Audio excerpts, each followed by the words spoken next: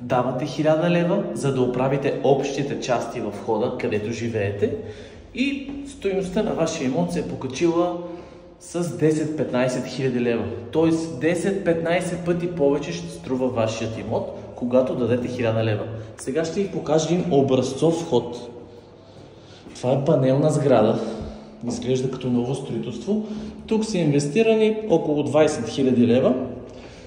8-етажна сграда по 3 апартамента са 24 апартамента, т.е. 24 000 лева. По-малко от 1000 лева. Първо, че живеете в нещо супер приятно. Много рядко мога да видя такъв вход. Със сменена дограмаж, поклон, долу вратата, контрол на достъп. Сега са почистили и мазето.